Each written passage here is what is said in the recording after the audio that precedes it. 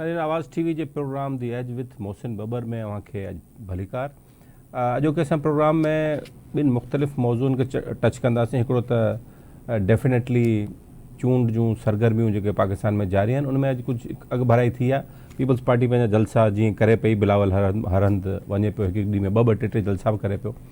मुस्लिम league नून उहो tempo अञा ताईं न पकिड़े सघे आहे। अॼु हिकिड़ी वॾी ख़बर जेका आई उहा इहा आहे त मुस्लिम लीग नून पंहिंजे हिकिड़े सीनियर अॻुवान सरदार मेहताब अब्बासी खे पार्टी मां फ़ारिग़ करे छॾियो आहे ऐं हुनजी न रुगो पार्टी जो उहिदनि त फ़ारिग़ करे छॾियो, बुनियादी मेंबरशिप बि कैंसिल करे छॾी आहे। ऐं उन नोटिफिकेशन में चयो आहे त हुननि पार्टी जेके उसूलनि हुनजी भञकड़ी कई। इहो हिकिड़ो वॾो सीरियस मामिलो आहे ऐं KP में सरदार मेहताब अब्बासी जो वॾो अमल दख़ल आहे। हमेशह चूंडबा आया आहिनि पंहिंजे तक तां, वज़ीर बि रहिया आहिनि ऐं हुननि जो वञणु PMLN मां KP मां त वॾो धचको थी सघे थो PMLN खे। सो इहो हिन जे पोयां छा मुहरकात आहिनि, हिन ते असां अॼु पंहिंजे प्रोग्राम में ॻाल्हाईंदासीं। पर असां सभिनी खां पहिरीं अॼु मामले खणंदासीं जेको तमामु सीरियस मामिलो अॼु ॿियो थींदो वञे पियो। उहो आहे सावंत संदराणी तकरार जेको हलियो पिए डॉक्टर अजमल सावंत खे जी शहादत खां पहिरीं बि इहो हलियो पिए, पर डॉक्टर अजमल सावंत जी शहादत खां बाद जहिड़े तरीक़े सां उनखे क़तलु कयो वियो, उनखां पोइ इहो सिलसिलो हलियो। इहो सिलसिलो बीहण जो नालो नथो वठे। विच में कुझु कोशिशूं थियूं जंहिंमें सीज़ फायर जी कोशिशि थी हुई ॿिन्ही धुरियुनि जे विच में ऐं हुन ते ॿिन्ही धुरियुनि एग्री बि कयो हो, पर हाणे वरी इहे मामिलो कश्मीर कंदकोट खां निकिरी घोटकी पहुची वियो आहे ऐं घोटकी में 6 ॼणनि खे अॼु मौत जो खाज बणायो वियो आहे, जंहिंमें पहिरीं शायदि हिकिड़े संदराणी खे को डॉक्टर हो उनखे क़तलु कयो वियो। अॼु वरी सावंत बिरादरी जे 6 माण्हुनि खे क़तलु कयो वियो आहे, जंहिंमें प्रोफेशनल्स शामिल आहिनि। हीउ जेको प्रोफेशनल्स खे मारण जो सिलसिलो आहे ॿिन्ही धुरियुनि तरफ़ां, इहो जेको लाड़ो आहे इहो इन तकरार खां वधीक ख़तरनाक आहे। तकरार सॼी सिंध में आहिनि, मुख़्तलिफ़ बिरादरियुनि जा पाण में हिक ॿिए जा माण्हू मारींदा आहिनि, पर ॻोल्हे प्रोफेशनल्स खे जे चङनि माण्हुनि खे मारणु, पढ़ियल लिखियल माण्हुनि खे मारण जो जेको सिलसिलो आहे इहो बीहण जो नालो नथो वठे। इहा सूरत हाल असांजी नज़र में कुझु ख़ौफ़नाक रुख़ इख़्तियार करे सघे थी, जंहिंखे केर बि का बि धुर, का बि सियासी पार्टी बि ऐं न इंतिज़ामिया, न हुकूमत, न रियासत जा इदारा रोकण लाइ तयारु आहिनि। त इहो हिकिड़ो ख़तरनाक ऐं बेगुनाह माण्हुनि में मारिया वञनि पिया। इन हवाले सां असां ॻाल्हि ॿोल कंदासीं SSP घोटकी खेतरा साहिब सां, अनवर खेतरा साहिब सां। उहे असां सां गॾु मौजूदु आहिनि। उन्हनि खां पुछूं था कि वाक़ियो कीअं पेश आयो आहे ऐं हिन जे पोयां छा सबब थी सघनि था। इस वक्त तो आपके इलाके में पिछले 1-2 साल से काफी डेथ हुई है इस सैड। आवाज आ रही है? जी, आप प्लीज कंटिन्यू कीजिएगा। जी, मैं आपके ज़हन में होगा पिछले 1-2 साल में काफी डेथ हुई है, बल्कि पिछले 2-3 माह में 2-3 सुंदरानीस का मर्डर हुआ था घोटकी में। और अफसोसनाक पहलू ये है कि ये तमाम अफराद जितने भी मर्डर हुए अब तक वो तमाम बेगुनाह थे और कोई भी ऐसा बंदा नहीं इसमें कत्ल हुआ जो डायरेक्टली पिछले कत्ल में इन्वॉल्व रहा हो। तो ये निहायत अफसोसनाक है। और जिस तरह आपके इल्म में है कि ये इसको हल करने के लिए काफी एफर्ट्स हुई, लेकिन जब भी कोई एफर्ट होती है, कोई नया मर्डर हो जाता है और वो एफर्ट्स डिरेल हो जाती हैं, तो मेरे ख्याल में इसमें काफी सीरियस एफर्ट्स करने की जरूरत है तमाम स्टेक होल्डर्स को। तो खेतरा साहब, ये जो इसका आपने कहा कि ये तमाम लोग बेगुनाह थे, इसका मतलब है टारगेट किलिंग है और टारगेट किलिंग का एक ही मकसद है कि इनके जो प्रोफेशनल्स हैं या जो बड़े नाम के लोग हैं एक दूसरे के, वो मारे जाएं। ये बहुत ही खौफनाक रुख है एक ये जो कबायली तकरार हैं, तनाज़े हैं। जी, ये निहायत अफसोसनाक पहलू है, बजाय इसके कि कोई ऐसा होता कि अगर कोई हम कहते हैं कि गुनाहगार शख्स ही गुनाहगार को मार रहा है तो शायद 2 गुनाहगार कम हो जाते हैं। अभी अफसोसनाक पहलू ये आ गया कि आप मेरे मेहमान को कत्ल करें तो मैं आपके मेहमान को कत्ल कर रहा हूँ, या आप मेरे किसी शरीफ बंदे को कत्ल करेंगे तो मैं भी आपके शरीफ बंदे को। ये मेरे ख्याल में ये कबायली पहलू तो मैंने अपनी जिंदगी में पहली दफा देखा इस इलाके में। हालांकि आप हमारे साथ लाइन पे उन स्टेक होल्डर्स को भी ले सकते हैं जो इन फैमिलीज के बड़े हैं, इन खानदानों के बड़े हैं और उनकी बहुत बड़ी जिम्मेदारी है, लेकिन चूंकि उन तक हीट नहीं पहुंच रही इस मसले की, उनमें से किसी का बच्चा नहीं मर रहा और किसी मेरे ख्याल में सरदार तक डायरेक्ट चूंकि इसकी गरमाइश नहीं पहुंच रही इस तकरार की, इसलिए तकरार खत्म नहीं हो रही। और ये शायद जब कुछ बड़े घरों तक ये आग पहुंचेगी तो बड़े जल्दी खत्म हो जाएगी। लेकिन खेतरा साहब, लेकिन पुलिस इसको कैसे, चले पुलिस की एक जिम्मेदारी, कत्ल हुए हैं, कत्ल में रियासत की एक जिम्मेदारी है। कत्ल में तो लोग तो गिरफ्तार किए जा सकते हैं और वैसे भी पुलिस अपनी मर्जी से तो गिरफ्तारियां बहुत ज़्यादा करती है, तो इस केस में भी कम से कम कुछ गिरफ्तारियां अगर की जाएं अपने तौर पर एज इन्वेस्टिगेशन, आपको तमाम अख्तियारात हासिल हैं? जी बिल्कुल। लास्ट टाइम भी यहाँ पे घोटो बरादरी का इस तरह का इशू हुआ था, तो हमने केसेस भी टेररिज्म एक्ट के तहत दर्ज किए थे और उसमें अरेस्ट भी की थी। आज अभी तक इन्होंने पर्चा नहीं दर्ज कराया, और जैसे ये पर्चा दर्ज कराते हैं वी आर रेडी, हमारे पास भी नाम है। और कुछ लोग कश्मीर के हैं जिन्होंने आया और यहाँ पे लोकल फैसिलिटेशन थी उनकी। हम इंशाल्लाह ये तमाम को पकड़ेंगे, रेड्स करेंगे, टीम्स भी हमारी तैयार है। सिर्फ ये है कि अब नॉमिनेट कर रहे हैं जो मुद्दई हैं बंदों को, और हम इंशाल्लाह कल तक काफी गिरफ्तारियां कर लेंगे इसमें। सर, ये इलेक्शन का भी माहौल है, ज़ाहिर है वो भी आपकी जिम्मेदारी होगी, लेकिन ये तय हुआ था, हमने खुद रिपोर्ट किया था 2 महीने पहले कि इन दोनों फरीकैन के दरमियान एक चीज़ तय हुई थी कि अब फायरबंदी है, फिलहाल एक दूसरे के खिलाफ हम कोई भी कार्रवाई नहीं करेंगे। तो ऐसा नज़र आ रहा है कि ये जो मुआहदा भी जो भी था, उनका गैर रस्मी मुआहदा जो भी था, उसकी कहीं पे वायलेशन एक दूसरे लोगों ने की है और जानबूझ के ये किया जा रहा है। जी मेरे इल्म में तो कैसे इनफॉर्मल अरेंजमेंट नहीं है। यहाँ पे जितने मर्डर्स हुए उसमें हमने कोशिश की बंदे अरेस्ट हों, हमारे अलावा कश्मीर में भी हुए और सखर में भी मर्डर्स हुए, और इस केस में भी पर्टिकुलरली इंशाल्लाह हम जो लोग इन्वॉल्व हैं वो तमाम को अरेस्ट करेंगे, उन पर रेड करेंगे। लेकिन दैट डज नॉट, इसका ये मतलब नहीं है कि जी इसके बाद ये कत्ल होना बंद हो जाएंगे, क्योंकि इसका एक अफसोसनाक पहलू ये है कि ये खानदानी तौर पे ये चीजें चल रही हैं, और जब तक एक जनरल दोनों खानदानों में या फैमिलीज में ये बात तय नहीं होगी कि जी अब हम आइंदा किसी को नुकसान नहीं करेंगे और कोई सेटलमेंट नहीं होगी, तो गिरफ्तारियों के बावजूद भी मेरे ख्याल में ये पहलू बाकी रहेगा कि मर्डर्स होंगे इनके, जब तक ये कबायली तनाज़ा हल नहीं होगा। लेकिन इसमें सर क्या आप एज ए पुलिस हेड हैं डिस्ट्रिक्ट के, तो आपकी पुलिस जो एडमिनिस्ट्रेशन है हमारी कराची में, जो भी यहाँ पर अफसरान हैं, उसके अलावा गवर्नमेंट है, उसके अलावा एक सिस्टम है, एक रियासत है, वो काम करती है, तो क्या मकसद ये ज़िले तक चीज़ें महदूद होकर रह जाती हैं, किसी को ऊपर भी हीट नहीं आती, ये फ़र्क नहीं पड़ता? हमारे जितने भी फैसला साज हैं, मैं सबकी बात कर रहा हूँ, कि उनको भी फ़र्क नहीं पड़ता कि क्या हो रहा है, इंसानी जानें ज़ाया हो रही हैं, कुछ किया जाए, तो इस पर मुझे मकसद कोई सरगर्मी नज़र नहीं आती, या कोई इवन अगर है भी तो उसका नतीजा कुछ नहीं है। नहीं मेरे ख्याल में लोग एक्टिव तो हैं इसको रिजॉल्व करने के लिए, मुख्तलिफ लेवल पे बात हो रही है, लेकिन आउट ऑफ सडन एक यानी रिसेंटली एक सुनरानी का मर्डर हुआ, तो उन्होंने उसका बदला लेने के लिए उन्हें इकट्ठे ज्यादा बंदे मिल गए, तो वो फायर करते रहे, इस वजह से 6 मर्डर हो गए। कोशिशें तो जारी हैं, मुझे उम्मीद भी है इंशाल्लाह ताला ये मसला हल होगा। पुलिस लेवल पे भी हमने इन वाकयात से पहले जो पिछले आप वाकयात बता रहे हैं, इरफान समो साहब ने बहुत कोशिश की थी, मेरे इल्म में है, तनवीर तोनिया साहब ने जाती कोशिश की, तमाम सरदारों से, तमाम स्टेक होल्डर से बात की, आउट ऑफ यानी पुलिस की परव्यू से बाहर जाके भी उन्होंने बात की कि मसले हल हो जाएं, और हम भी लगे हुए इंशाल्लाह ताला, उम्मीद है कोई रास्ता इसमें मिलेगा। और ये निहायत अफसोसनाक वाकया था, और अब भी हम चाहेंगे अल्लाह ना करे कि कोई और इसमें मजीद मर्डर्स हों और मजीद लोग इम्प्लीकेट हों। उम्मीद है इंशाल्लाह इसमें कोई रास्ता बनेगा। खिदर साहब, आखिरी सवाल आपसे मैं करना चाहूँगा कि आपको लग रहा है कि इसमें सरदार, दोनों फरीकैन के सरदार जो हैं वो ताउन नहीं कर रहे हैं, जो कि मतलूबा ताउन है? आपको मेरे ख्याल में उनकी वाकई उतनी सीरियस कोशिश नहीं रही जितनी होनी चाहिए थी, क्योंकि वो अपने ट्राइब्स के किसी न किसी सूरत जिम्मेदार हैं। वो अपने आप को जितना भी अलग थलग कर लें इस तरह के मामलात से, उनकी जिम्मेदारी ना ख़त्म होती है। और आप भी यहीं के रहने वाले हैं, हम किसी और मुल्क से नहीं आए, हमें अंदाज़ा है कि जिस तरह के सोशल स्ट्रक्चर्स हैं, ज़ाहिर आज नहीं बने, पिछले कई 100 सालों से हमारे सोशल स्ट्रक्चर्स चल रहे हैं, तो उसमें सरदारों का किरदार और जो बड़े हैं फैमिलीज के, उनका किरदार नहायत अहम होता है। और अगर कोई कारोबारी का कत्ल हो या गैरत के नाम पे कत्ल हो, उसमें अक्सर मैटर्स जो हैं वो इसी तरह रिजॉल्व होते हैं कि बड़े साथ बैठ जाते हैं और वो रिजॉल्व कर लेते हैं इश्यूज को। मेरे ख्याल में उतनी सीरियस एफर्ट यहाँ पे इस हवाले से नजर नहीं आई। खेतरा साहब, आपका बहुत शुक्रिया, आपने हमें टाइम दिया। नाज़रीन, अनवर खेतरा साहब SSP असां गॾु मौजूदु हुआ। ब्रेक वठूं था, ब्रेक खां पोइ इन मसइले ते हिकिड़ो ॿियो सेगमेंट में तव्हां सां ॻाल्हि ॿोल कंदासीं, त कुझु ख़बरूं वठूं त छा थी रहियो आहे घोटकी ऐं कश्मीर में।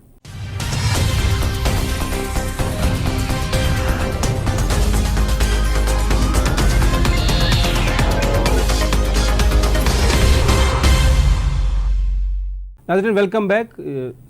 सावंत ऐं संदराणी तकरार जे हवाले सां जेका असांखे SSP साहब ॻाल्हि कई, हाणे इनखे थोरो अॻिते वठी हलंदासीं ऐं थोरा हिन जे पोयां जेके हींअर वाक़िया थिया आहिनि इन हवाले सां ॻाल्हि ॿोल कंदासीं। मूंखे जॉइन कयो आहे असांजे घोटकी मां ज़िले रिपोर्टर लतीफ़ वसीर असां सां गॾु मौजूदु आहिनि। उनखां पोइ असांखे जॉइन कंदा पीर बख्श भंगवार, उहे कंदकोट मां आवाज़ टीवी जा रिपोर्टर आहिनि। इन्हनि ॿिन्ही मामलनि जी कंदा आया आहिनि काफ़ी रिपोर्टिंग ॿई असांजा साथी। पहिरीं लतीफ़ वटि मां हलां थो। लतीफ़, छा आहे हींअर अपडेट? हीउ वाक़ियो थियो आहे पहिरीं त कश्मीर कंदकोट में इहो सॼो सिलसिलो, हाणे इहो घोटकी ज़िले में अची वियो आहे ऐं इहो वॾो वाक़ियो थियो आहे। कुझु ॾींहंनि खां इहा छिकताण हुई धुरियुनि में विच में। छा हिन जे पोयां छा स्टोरी आहे हिन वक़्तु? जी मुझसे सही वॾी महिरबानी, छाकाणि त ही घोटकी ज़िलो या कश्मीर कंदकोट हिते गुज़िरियल केतिरनि सालनि खां वठी मुख़्तलिफ़ जेके क़बीलाई तकरार हलनि पिया। ही जेको तकरार आहे जेको 6 इंसानी जानियूं जेके क़तल थियूं जंहिंमें महिमाननि समेत 6 ॼणा क़तल थिया नी। ही जेके नी सावंत सुंदराणी तकरार ॿुधाए पियो वञे। ही ॻोठ मुस्कान सावंत आहे जिथे गुज़िरियल ॾींहुं कंदकोट खां आयल मलिक बिरादरी जा 3 ॼणा हुया ऐं 3 ॼणा सावंत बिरादरी जा माण्हू उतां ते वेठल हुआ। उते हथियार बंदन गोलियूं हणी उन्हनि खे क़तल करे छॾियो, जंहिंमें 6 ॼणा जे क़तल थियण में हिकिड़ो पुलिस जो ASI आहे एहलकार आहे शेर अली मलिक, नसीबुल्ला मलिक, अली रज़ा मलिक। ऐं इन में ASI शेर अली मलिक उहो पाण बि आहे, उनजो पुटु बि आहे, ॿियो शायदि भाइटियो अथसि। इहे 3 ॼणा क़तल थी विया नी। ऐं अब्दुर्रहमान सावंत ऐं फैज़ मोहम्मद अमीर बख्श सावंत, इहे 3 ॼणा बि जेके नी मौक़े ते क़तल थी विया, पर मजमूई तौर ते 6 ॼणा मारिजी चुका नी ऐं 3 ॼणा जेके ज़ख़्मी नी। ऐं सुबुह जो ही वाक़ियो पेश आयो आहे। सुबुह जो ही हालांकि जेकॾहिं ॾिठो वञे त ही कचो मीरपुर माथेले खां तक़रीबन इहे सम्झो त 20 खां 25 किलोमीटर परे आहे। उतां ई हथियारबंद कीअं था अचनि, अची करे नेशनल हाईवे क्रॉस करे, रेलवे जी ट्रैक क्रॉस करे उते इंफॉर्मेशन हुई छा हो, उते अची उन्हनि हमलो कयो आहे। वरी आसानी सां उहे उतां जेके फरार थिया आहिनि। हितां हिकिड़ो अफ़सोसनाक वाक़ियो। हालांकि मोहसिन साहब, ही जेको क़बीलाई तकरार असांजे ज़िले घोटकी में जेको ही माण्हू आए ॾींहुं क़तल थियनि था, ही बेसिकली तौर ते जेको सावंत सुंदराणी तकरार जो जेको इशू आहे, ही कंदकोट जे कच्चे कारे मामले ताईं तकरार जेको आहे शुरू थियो, उतां वधंदो हिन वक़्तु घोटकी ज़िले अंदरि जेको फैली चुको आहे। लतीफ़, मुंहिंजो सवाल इहो आहे त हिते जेको घोटकी ज़िले में सावंत ऐं सब्ज़ोई केतिरा वॾी आबादी हिननि जी आहे, केतिरा ॻोठ आहिनि जेके हिते बि मक़सदु एतिरा हिननि जा धुरियूं ताक़तवर आहिनि, छाकाणि कश्मीर कंदकोट जा डायनेमिक्स डिफरेंट आहिनि सम्झूं था। हिते घोटकी वारे पासे बि हिननि जो एॾो आहे त हथियार मिली वञनि था ऐं बाक़ाइदा तव्हां ॿुधायो आहे पाण त नेशनल हाईवे बि क्रॉस कनि था, ट्रैक बि क्रॉस कनि था ऐं आराम सां पंहिंजूं कार्रवाइयूं कनि था। जी मोहसिन, बिल्कुलु। हिते हिकु त जेके सावंत आहिनि उहे बेसिकली तौर ते उहे कंदकोट खां माइग्रेट करे आया, तक़रीबन 15 खां 20 साल उन्हनि खे थी विया आहिनि। उते अक्सर तौर ते जेके काफ़ी तकरार हुआ उते हिते कारोबार जे लाइ। हींअर माना उते हुननि जा काफ़ी ॻोठ आहिनि जेके कच्चे तरफ़ न पके तरफ़ आहिनि, उते ही जेको आहे कार्रवाइयूं थियनि पियूं। हींअर माना कुझु जेके फैमिलीज़ अहिड़ियूं बि आहिनि जेके उतां माइग्रेट करे शहरनि में पनाह वरिती, उहे पंहिंजा ॿारड़ा पढ़ाइनि पिया। अहिड़ी तरह हाणे उहे जेके नी कच्चे खां निकिरी करे पके खां निकिरी करे हाणे शहरनि तरफ़ जेको उन्हनि रुख कयो आहे।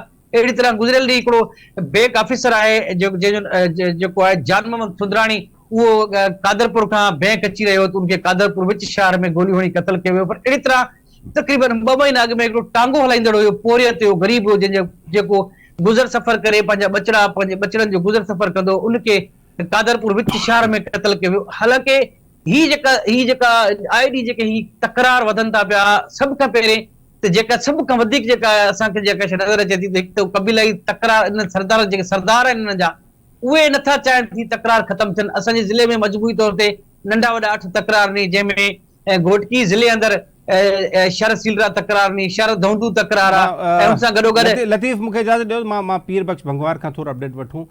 पीर बख्श, तव्हां वारे पासे तव्हांखे यादि आहे तव्हांखे रिपोर्ट बि ब्रेक कई हुई त हिन ॿिन्हिनि धुरियुनि में सीज़ फायर जो फायरबंदी जो फ़ैसिलो पाण में थियो हो त असां हाणे फायरबंदी न कंदासीं। पहिरीं तमामु घणी फायरिंग हलंदी हुई त उहा हिन जो मक़सदु इहो थियो त ॿई धुरियूं हाणे उहा फायरबंदी मां हटी विया आहिनि ऐं हाणे वरी साॻी दग ते 2 धुरियूं अची वियूं आहिनि त हिक ॿिए जा माण्हू मारियूं। मोहसिन साहब, बिल्कुलु सही था चओ। जीअं असांजे ज़िले में हिकिड़ो वॾो सिंध जो जेको शहूर हुयो अजमल सावंत, उहो शहीद थियो। उन खां पोइ हिकिड़ो वकील हुयो नूर इलाही सुंदराणी, जेको MP मीर आबिद खान सुंदराणी जो वेझो अज़ीज़ हुयो।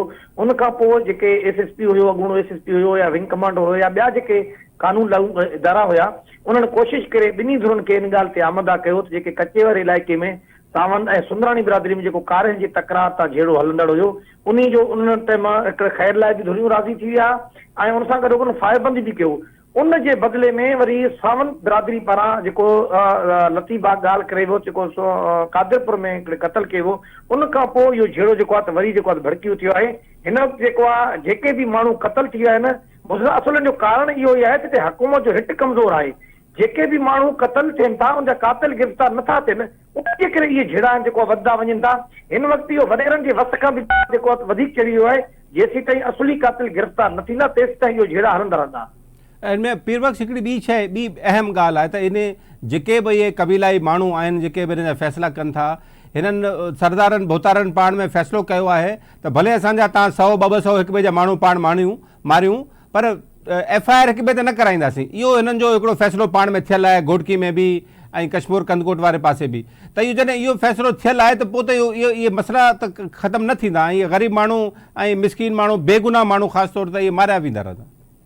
बिल्कुलु मोहसिन साहब, इहा ई ॻाल्हि आहे। जेकॾहिं अहिड़े तरीक़े खां हलंदो, छो जो हिन वक़्तु जेको झेड़ो हलंदड़ आहे इहो थोरो डिफरेंट आहे। इन में जेको सावंत बिरादरी जो जेको चङो मुड़ुसु आहे या उनजो वॾो चऊं या उनजो रईस चऊं डॉक्टर तारिक सावंत समेत उनजे ख़ानदान जे मथां बि क़तल जा FIR थी विया आहिनि। ऐं पैलेस में जेको मीर आबिद खान सुंदराणी आहे जेको सुंदराणी बिरादरी जो वॾो बि आहे ऐं चीफ सरदार बि आहे, उनजे जेके फैमिली जा माण्हू हुआ, अहमद रज़ा वकील जेको उनजो सौट हुयो नूर इलाही ऐं उन्हनि जा जेके ख़ानदान जा माण्हू हुआ उहे FIR में अची चुका आहिनि।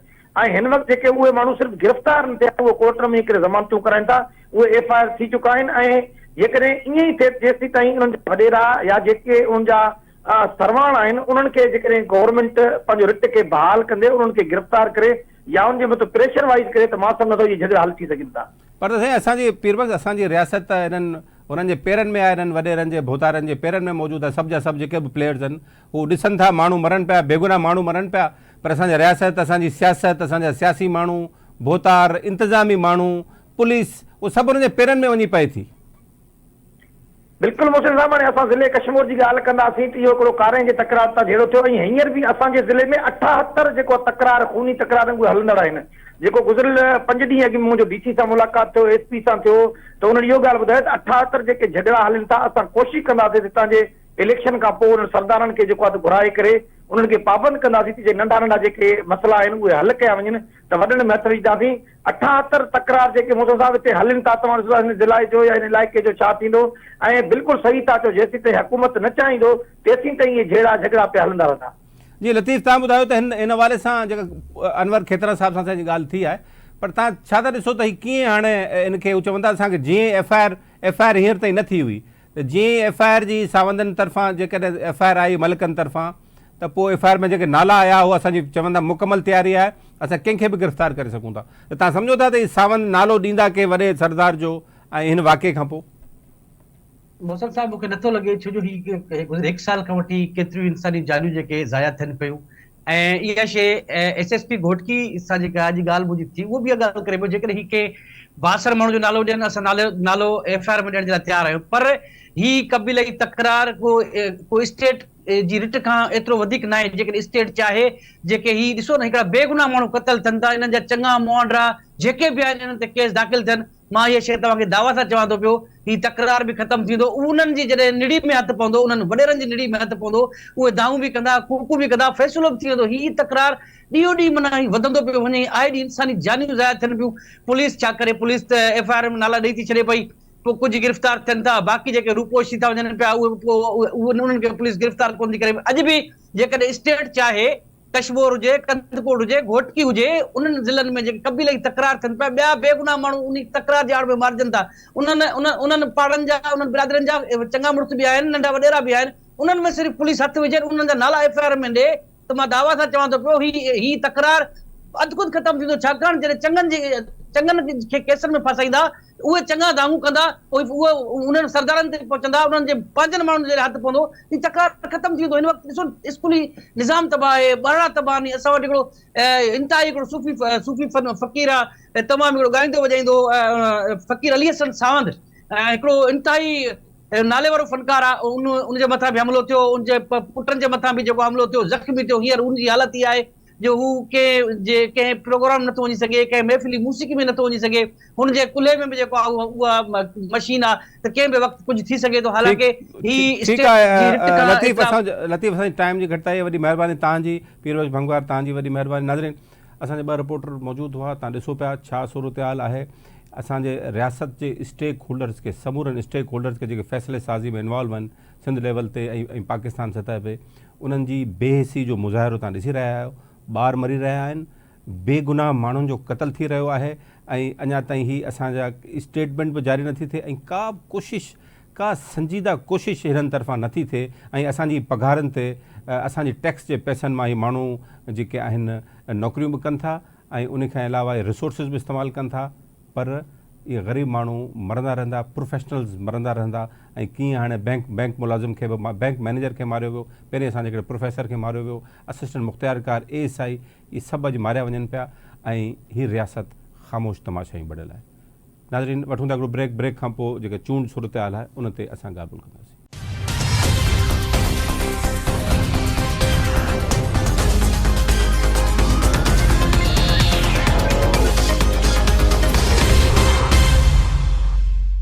जी नाज़रीन वेलकम बैक। हाणे असां ॻाल्हाईंदासीं कुझु सियासी मामलनि ते। जेका वॾी ख़बर आहे अॼोके ॾींहं जी असांजे मुंहिंजे हिसाब सां उहो आहे त सरदार मेहताब अब्बासी जेके चीफ मिनिस्टर हुआ अॻूणा 1997 खां 1999 ताईं PMLN जे तरफ़ां एबटाबाद सां हुनजो तालुक़ु आहे उन्हनि खे पार्टी मां फ़ारिग़ कयो वियो आहे। इहो नोटिफिकेशन बि जारी थी वियो आहे ऐं इहा अॼोके ॾींहं जी अहम ख़बर आहे। तंहिंजो मक़सदु आहे त नून लीग जा मसइला हल थियण जो नालो नथा वठनि ऐं हू ऐं ॿी ज़ाहिर आहे हुन में ख़बर आहे त नवाज़ शरीफ़ साहिब मूं कल्ह बि ज़िक्र कयो हो त जलसनि में शायदि अचण जो न फ़ैसिलो कयो आहे या न अची रहिया आहिनि। सबबु को बि हुजे ज़ाती हुजे या सियासी हुजे या ॿियो को हुजे या इंतिज़ामी हुजे पर नवाज़ शरीफ़ साहिब जलसनि में शायदि हाणे न ईंदा। इहा ख़बर हुई हाणे कंफर्म न आहे हिकिड़े जलसे में अचण खां पोइ शामिलु न थिया आहिनि पर सरदार मेहताब अब्बासी खे बि पार्टी में फ़ारिग़ कयो वियो आहे। इन हवाले सां थोरा मामलनि ते ॻाल्हि ॿोल कंदासीं। मूंखे जॉइन कयो आहे असांजे सीनियर सहाफ़ी तज़ीनकार इमदाद सूमरो असां सां गॾु मौजूदु आहिनि। इमदाद हीअ ख़बर तव्हां ताईं अॼु पहुती हूंदी त सरदार मेहताब अब्बासी खे पार्टी मां फ़ारिग़ कयो वियो आहे त तव्हां सम्झो था हीउ हिकिड़ो बिग ब्लो आहे PMLN खे KP में?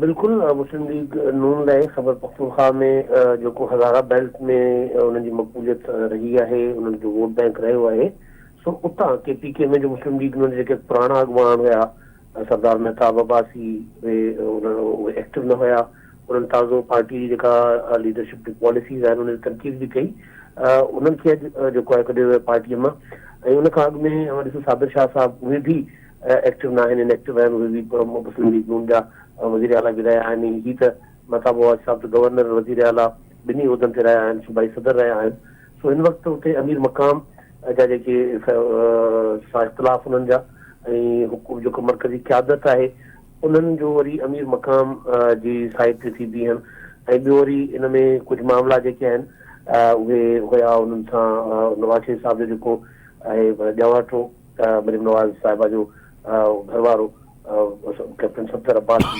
कैप्टन सफ़दर उन्हनि सां बि कुझु मामला हिननि जा हुया। सो ओवरऑल अवां ॾिसो त मुस्लिम लीग नून खे मुसलसल वॾा झटका था लॻनि। पंजाब में शायदि ख़ाक़ान अब्बासी मुस्लिम लीग नून सां न आहिनि रहिया दानियाल अज़ीज़ रिसेंटली इख़्तिलाफ़ करे उन्हनि जेको आहे आज़ादु हैसियत में इलेक्शन वञण जो ऐलान कयो। अहिड़े तरीक़े सां कुझु ॿिया बि अॻुवान जेके आहिनि उहे नाराज़ आहिनि मुस्लिम लीग नून सां। सो काफ़ी पोज़ीशन जेका आहे उहा हिननि चूंडुनि में मुस्लिम लीग नून लाइ चैलेंजिंग आहे। गुज़िरियल चूंड में अगरि ॾिठो हूंदो त जेका 2019 जी चूंड हुई उन में चौधरी निसार अली ख़ान साहिबु मुस्लिम लीग नून खां अलॻि थिया हुआ। सो इहो हिकिड़ो वॾो मुस्लिम लीग नून लाइ जेको आहे सेटबैक आहे ख़ैबर पख्तूनख्वा जे हवाले सां। ख़ैबर पख्तूनख्वा मां मुस्लिम लीग नून जी कोशिशि हुई त कुझु सीटूं उतां कढनि पर हाणे हीअ वॾी डेवलपमेंट आहे मेहताब अब्बासी खे मुस्लिम लीग नून मां कढी छॾणु। ज़ाहिर हुननि जो असर रसूख़ आहे सियासी तौर ते हिकिड़ी वॾी फैमिली आहे पॉलिटिकली ऐं घणे अरसे खां मुस्लिम लीग नून सां हुया उन्हनि खे कढणु जेको आहे हिकिड़ो तनक़ीद जी बुनियाद ते इहो मुस्लिम लीग नून लाइ मुंहिंजो ख़्यालु आहे त को भलो फ़ैसिलो न हूंदो। इमदाद एबटाबाद मां सरदार मेहताब अब्बासी जी वॾी फॉलोइंग आहे हुते मूंखे ख़बर आहे अब्बासी जेके फैमिली आहिनि वॾा स्ट्रॉन्ग होल्ड आहिनि जदू उन्हनि अब्बासी ॿिया आहिनि नून लीग सां रहिया आहिनि ऐं सीटूं खणण में हुते पीपल्स पार्टी बि कामयाबु नथी थी सघे इन एबटाबाद ज़िले मां ऐं नून लीग जो वॾो स्ट्रॉन्ग होल्ड आहे। तव्हां सम्झो था त इहो कैप्टन सफ़दर वारो जेको या जेको तनक़ीद वारो मामिलो आहे कैप्टन सफ़दर सां बि इख़्तिलाफ़ आहिनि उन्हनि जा मथे ज़िले में ऐं इन वरी मानसेरा मां नवाज़ शरीफ़ साहिबु इलेक्शन में उते बीठा आहिनि।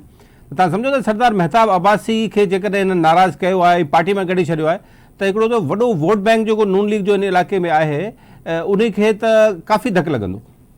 वॾो छियो रसंदो इन सां मुस्लिम लीग नून खे ज़ाहिर हिकिड़ी पुराणी फैमिली आहे ऐं ॾिसो हीअ को पहिरियों भेरो KPK में मुस्लिम लीग नून खे अॻुवान ठाही न आहे हिन भाग में सरंजाम ख़ान साहिब सां बि जेको मुंहिंजो ख़्यालु 2013 वारी चूंडुनि में उन्हनि खे बि पार्टी मां कढियो वियो उहे पार्टी छॾे विया हुया। सो मुस्लिम लीग नून तेज़ीअ सां KPK में जेको हुनजो वोट बैंक आहे उहो विञायो आहे। हाणे जेको बाक़ी बचियल वोट बैंक आहे उन ते ज़ाहिर आहे सरदार मेहताब अब्बासी जी पार्टी खे कढण सां उनखे फ़र्क़ु पवंदो ऐं वॾो फ़र्क़ु पवंदो। इवन नवाज शरीफ़ जो पंहिंजो जेको हल्को आहे उन ते बि हुनजो फ़र्क़ु पवंदो। ज़ाहिर आहे मेहताब अब्बासी को हिकु अधु तक जो जेको आहे उहो असर रसूख़ रखंदड़ माण्हू न आहे, उनजो सॼे सूबे ते असरु आहे। सो उन सां फ़र्क़ु पवंदो। ॿार हिकिड़ो वॾो लीडर जेकर जमात में नथो रहे या कटियो वञे थो त। पीर साबिर शाह भी इन साॻे हरिपुर तालुके सां हरिपुर ज़िले सां तालुक़ु आहे ऐं सरदार मेहताब अब्बासी जो तालुक़ु आहे। अब्बासियुनि जो वोट ऐं हिननि जो वोट पोइ इन सॼे पोटवार रीजन में तव्हां ख़बर त अब्बासी फैमिलीज़ जो वॾो असरु आहे। शायदि ख़ाकान अब्बासी जो बि तमामु वॾो हुनखे बाक़ाइदो सरदार जी हैसियत रखनि था त हीअ त अब्बासी सॼा मरी वारे पासे मां सॼे पोटवार रीजन मां त अब्बासी हिन जो मक़सदु आहे PMLN जे हथां निकिरी विया आहिनि। घणे पैमाने ते ईअं थींदो छाकाणि त इहो वोट थींदो आहे ज़ाती बिरादरी जो वोट आहे। जेको शायदि ख़ाकान अब्बासी वारो इलाइक़ो आहे उते अब्बासी 37 आहिनि, उन्हनि जो वॾो वोट बैंक आहे। अब्बासियुनि जो वोट हिन दफ़े 2 3 हिसनि में ॿुधो आहे तक़सीम पियो थिए। ऐं हाणे हीउ जेको हिकिड़ो हज़ारा बेल्ट ऐं ॿियो वरी जेको पोटवार रीजन मां चओ पिया, इन्हनि ॿिन्ही रीजन्स में मुस्लिम लीग नून खे ज़ाहिर वॾो नुक़सानु थियो आहे। ख़ासि तौर ते शायदि ख़ाकान अब्बासी जी जमात सां लातालुक़ थियणु ऐं जेको मेहताब अब्बासी खे जमात मां कढी छॾनि, इन सां वॾो फ़र्क़ु पवंदो मुस्लिम लीग नून ते। मुस्लिम लीग नून जेको हिकमत अमली ठाही आहे ज़ाहिर हिकिड़ी सीट उन्हनि लाइ इम्पोर्टेंट आहे। सो ही जेके फ़ैसिला आहिनि शायदि ख़ाकान अब्बासी खे नाराज़ करणु या उनखे इम्पोर्टेंस न ॾियणु, मेहताब अब्बासी कढी छॾनि, इन्हनि सां जेको ही इलेक्शन आहे ज़िम्मेदार एॾो स्प्लिट मैंडेट ईंदो पर उन नून लीग काफ़ी अॻिते हली वॾनि चैलेंजिस खे मुंहुं ॾेई सघे थी। घणी परेशानी मुस्लिम लीग नून खे ॾिसणी पवंदी इन्हनि फ़ैसिलनि जे करे। पोइ लॻे थो एबटाबाद जेको डिवीज़न आहे हितां PTI जो कैंडिडेट उमर अयूब ऐं उनजी फैमिली ऐं ॿिया जेके एंटी नून लीग वोट आहे हिनखे लॻे थो काफ़ी फ़ाइदो रसंदो इन फ़ाइदे इन ऐलान सां। पर इमदाद अॻिते हलूं त नवाज़ शरीफ़ साहिब जी ख़बर जेका कल्ह बि असां चई पई त ओचितो जलसे में न आया जेको हुननि कयो खानेवाल में। हाणे वरी अॼु ख़बर आई, हाणे ख़बर न आहे कंफर्म केतिरी आहे त नवाज़ शरीफ़ साहिबु हाणे जलसनि में शरीक न कंदो। इहा ख़ुदि हिकिड़ी वॾी ख़बर न आहे त नून लीग में नवाज़ शरीफ़ साहिब जे जलसे में शरीक न थियणु हिकु वॾी अहम ॻाल्हि आहे। बिल्कुलु मुस्लिम लीग नून जी इलेक्शन कैंपेन जेका आहे उहा बिल्कुलु न हुअण बराबरि आहे। अञा ताईं फ़ैसिला पिया थियनि त करिणो छा आहे। अॼु इहा ख़बर आहे पंहिंजो लाहौर में कुझु रैलीज़ निकिरंदियूं, नवाज़ शरीफ़ मरियम नवाज़ उनखे लीड कंदा। उहा बि सोर्सिस खां ख़बर आहे बाज़ारि हुनजो ऐलान आहे कयो वियो। लैया में अॼु जलसो थियणो हुयो उहो मनसूख़ कयो वियो आहे। कल्ह जीअं मां ॿुधायो खानेवाल में जलसो हुयो त खानेवाल में मियां नवाज़ शरीफ़ साहिबु न विया, मरियम नवाज़ साहिबा वई। बुनियादी तौर ते जेका मुस्लिम लीग जी हिकमत अमली हुई उहा इहा हुई त नवाज़ शरीफ़ 6 7 जलसा कंदो, बाक़ी जलसा मरियम नवाज़ ऐं शहबाज शरीफ़ साहिबु कंदा। पर हिन वक़्त ताईं ॾिसो अॼु आहे 20 पंहिंजो जनवरी, बाक़ी पोयां बचा आहिनि पंहिंजो टोटल 16 ॾींहनि खां ज़ाहिर 6 तारीख़ ते 6 फरवरी ते ख़तमु थी वेंदी इलेक्शन कैंपेन। उन्हनि 16 ॾींहनि खां अॻु में जेके जलसा थिया आहिनि मुस्लिम लीग नून जा पंजाब में 3 या 4 जलसा थिया आहिनि ऐं हिकु ॾींहुं जलसो थिए थो त वरी हिकु ॾींहं जो वक़फ़ो थो थिए। ॿिए पासे जेका बिलावल भुट्टो ज़रदारी आहे उहे रोज़ाना 2 जलसा था कनि। असां भुट्टो ज़रदारी एक्टिव आहे। सो पीपुल्स पार्टी जी इलेक्शन कैंपेन हिकिड़े रिदम सां हले पई। मुस्लिम लीग नून अञा डिसाइड ई न आहे करे सघी त किथे जलसा थियणा आहिनि किथे न आहिनि थियणा। नवाज़ शरीफ़ साहिब जी जेका शिरकत न थियण जी जेको सबबु आहे उहो हाफ़िज़ाबाद में जहिड़े नमूने सां उन्हनि जी तकरीर हुई ऐं उन्हनि ओचितो पंहिंजी तकरीर ख़तमु करे छॾी। चिड़चिड़ोपन उन्हनि ते उन्हनि जो साफ़ नज़र आयो पियो उनजे ॻाल्हाइण में, उनजी बॉडी लैंग्वेज में। सो उन्हनि लॻे पियो त नवाज़ शरीफ़ साहिब जी सिहत जा के इशूज़ आहिनि जंहिंजे करे शायदि नवाज़ शरीफ़ जलसनि में न अची सघनि। मुमकिन आहे त इहे रैलीज़ जो सोर्सिस खां ख़बरूं अचनि पियूं, उहे बि मरियम नवाज़ ई लीड करे नवाज़ शरीफ़ शायदि न निकिरी सघनि आख़िरी ॾींहंनि में, शायदि हिकु जलसो कनि, उनजो इम्कान आहे। पर मूंखे नथो लॻे नवाज़ शरीफ़ साहिबु को वॾे पैमाने ते जलसनि में वञी सघंदा या लीड करे सघंदा पंहिंजी इलेक्शन कैंपेन खे। इवन ॾिसो नवाज़ शरीफ़ साहिबु मीडिया में बि न पिया अचनि, कंहिं क़िस्म जी का स्टेटमेंट न पई अचे। इजलास आहिनि, इजलासनि जी खां अंदरां ख़बर अचे थी त उहा मीडिया हलाए पियो, अदरवाइज़ नवाज़ शरीफ़ साहिबु एक्टिव न आहिनि, एॾो को उन्हनि जो किरदारु नज़र न थियो अचे मुस्लिम लीग नून जी इलेक्शन कैंपेन में या इन्हनि फ़ैसिलनि में नवाज़ शरीफ़ साहिब जो। इमदाद शहबाज शरीफ़ साहिबु नज़र न पिया अचनि, उहे बि जलसनि में शरीक न पिया थियनि, या जो पंहिंजनि तकनि ते ध्यानु ॾियनि पिया, या शहबाज शरीफ़ साहिब जी जेको पासीरो थियणु आहे बज़ाहिर जेको ज़ाहिर न थियणु आहे उनजा बि सबबु इहे लाॻापियल सबबु के थी सघनि था। ॾिसो हाणे इहो हैरान कोन आहे त भई तव्हां हिकिड़ो त ज़ाहिर आहे तहरीक इंसाफ़ वटि निशान कोन्हे, उहा मैदान में कोन्हे। हिकिड़ो त इहो हूंदो त ॿी जेका वधे मुक़ाबिल पार्टी आहे उहा उन पैमाने ते इलेक्शन थी वञी सघे, उन्हनि जो वोट तक़सीम थी सघे थो। इहो हिकिड़ो मुस्लिम लीग नून खे उमेद या आसिरो हूंदो, पर बावजूदि हुनजे ज़ाहिर आहे हिकिड़ो माहौल ठहंदो आहे, माण्हुनि खे पंहिंजो इलेक्शन मंशूर ॾिबो आहे। सो न को शहबाज शरीफ़, न को नवाज़ शरीफ़, न को मरियम नवाज़ उन पासे वञनि पिया। इवन इलेक्शन मंशूर जेको आहे उहो बि 27 तारीख़ ते फाइनल थींदो, 27 तारीख़ ते हुनजो ऐलान थींदो।